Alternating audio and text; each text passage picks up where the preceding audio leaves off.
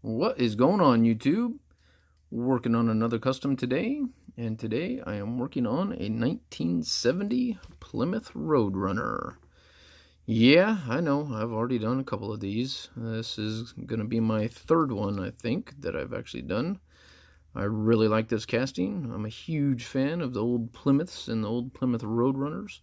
So, I had another idea for what I think will be a pretty cool custom for this Road Runner, and I want to give it a shot.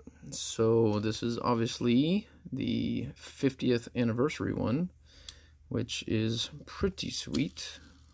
Got a cool little paint job on there, and it's got the 50th anniversary wheels on there, which I may or may not keep. We'll see how it turns out. Let's get this thing apart. I've already taken the liberty of drilling out the posts and putting the screws in there.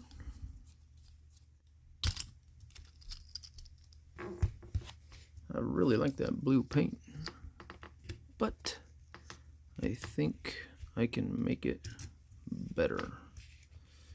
So there it is, all taken apart. Let's see if this time I can pop these wheels out. Again, this is just a plastic base, and use my pick to get under the axle. Just pry up, and there you go. Taking great care not to jab myself in the finger like I've done about 500 times before. That is incredibly unpleasant when that happens. And I'm also trying not to bend the axles very much. As you can see, came out nice and straight. These tabs are real soft, and it's real easy to pry on them and open them up. So that's all it takes to get these wheels out of here. Pretty easy. I wouldn't pry on them too hard. If you're sitting there and you're cranking on them, you're probably going to end up bending them and screwing up your wheels. So just cut the tabs, be done with it, and move on. Once it's all taken apart, it is time to strip the paint. So let's get all this out of the way. Start working on this paint. I imagine there is a clear coat on there, so I'm going to do a quick little sand, scuff it up as much as I can to help the citrus strip paint stripper start eating into that paint and getting it off there. I'm not getting too crazy with the sanding on this one, as it probably doesn't look like there's much clear coat to cut through. So just a light little scuff using a pretty aggressive sandpaper, and that should be it. Once there's a little light scuff on there, it is time to put the citrus strip paint stripper on there. I use citrus strip pretty much every time. Well, pretty much, not pretty much, every time I've done a custom, I have used citrus strip, and I really like this stuff. I just use a cheap brush to apply it, but this stuff also comes in aerosol that works well also. That looks like it's got a pretty heavy coat on there. And now it is time to just kick back and relax. I have never put this stuff on one of these 50th anniversary blue cars, so I'm not sure how the paint is going to react to this. It looks like it's kind of a flat matte blue, but we're going to find out. Hopefully I only need one coat of this, but we will see. Oh, and check that out. The citrus strip did a number on this one. Wow. I've never seen it do that before. It's good. Will hopefully make my job a lot easier getting this paint off. Let this sit for a while, and it actually did a really good job. Maybe I should do that every time. Let it sit for a little while, and holy cow, it is just coming right off. Wow, check that out. Even in the seams and everything, and underneath. Wow. I guess it might be the paint that just makes this stuff work really well with it. But check that out. This thing is completely paint-free just about. I probably wouldn't even have to use any steel wool on it, which, that's kind of cool. Even got it out of the grates. That's usually the one spot on every car, no matter how good this stuff does, that there's always paint in there. But check that out. Holy cow. Very happy with that. Time to go give it a wash and make sure all the paint's off there. I washed off all the citrus strip and made sure all the paint was off there, and I finally got to take a good look at the body, and I noticed there were some pretty significant casting errors in the front passenger side hood and fender. Now I think the primer and paint's going to cover that up, so I'm not going to deal with it right now, but hopefully it doesn't become an issue. So Dave Akers got a hold of me and told me about this new way of dealing with water slide decals. Was to use a sponge, lay the decal on top of the sponge, the backing will absorb the water, and the decal will slip off the backing and onto the car. So I've used this method several times now, and it works fantastic. I think Diecast Resurrection also has a video where he does this, and this is my new way of how to deal with water slide decals. So what paint scheme am I going with today? Well, it's obviously Pepsi. Sorry, all you Coca-Cola fans. Although, I am planning to do a Coke car. You guys let me know what kind of car you want it on, and I'll make it happen.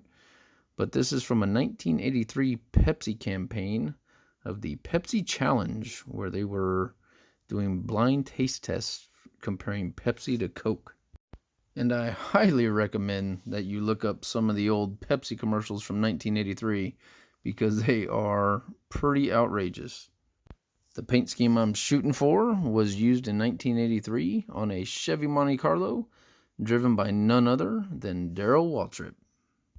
For those of you that watch NASCAR, I'm sure you recognize Darrell from the broadcasting booth, but he was one heck of a race car driver. Darrell spent 29 years behind the wheel of a NASCAR. He racked up 84 wins, 271 top 5 finishes, 390 top 10s, 59 poles. He was the 1989 Daytona 500 winner, 3-time Cup Series champion in 1981, 82, and 85, and 12 wins coming from Bristol Motor Speedway, 7 of which were consecutive between 1981 and 1984. I would say that is one heck of a career. But anyway, getting back to the Road Runner here, the base, which includes the front grille and the rear bumper, are black, and I don't think that's going to work too well with the paint scheme I have planned. I went ahead and painted the base. I think it turned out pretty well. Figured paint it white, it'll match the body of the car, and blend it in a little bit. Went ahead and did a wheel swap. I think these are a little bit better than the 50th anniversary wheels. I don't think the 50th anniversary wheels were going to get the look I wanted. I thought they would look just a little bit odd on there, so I went with these. The 5-spoke wheels that are pretty cool. I think it's about that time to put it all back together and see how it all turned out. I think this blue glass is actually gonna look pretty cool in this thing. At least I hope it does. That's the goal anyway. Make sure I get this on there right. And get our 2x56 screws. And get this back together. So they only have to be snug, just holding everything together, making sure the body lines and all that are all matched up and good to go. And now it is time for the moment of truth. Let's see how this all turned out. Oh yeah, check that out. Very cool. I'm really happy with the way these decals turned out.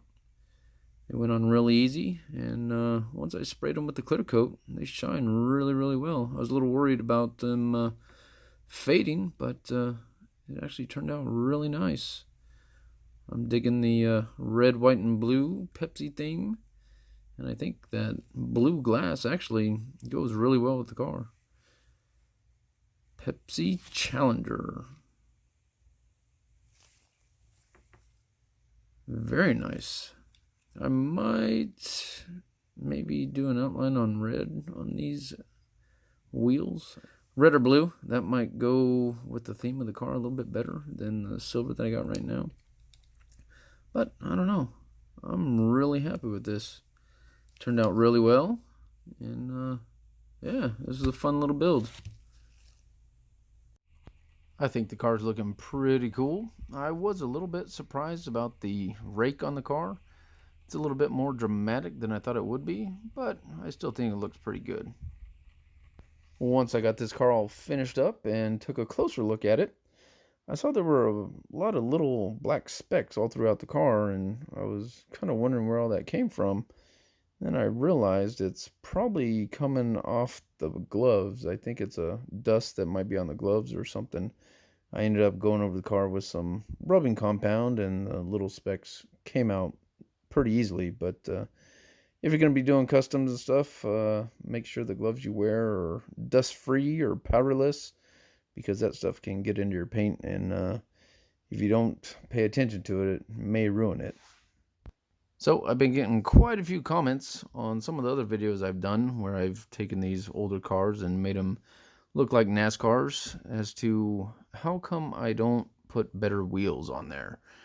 Why don't you put NASCAR wheels on there? Why don't you put monoblock wheels? Just better wheels in general. Well, you're absolutely right. The cars would look 100 times better if they had some NASCAR tires on there or some monoblock wheels.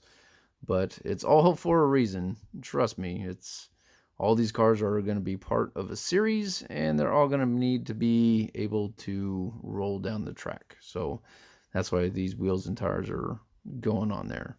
I can't tell you the plan just yet. I got quite a few more cars to make before anything happens.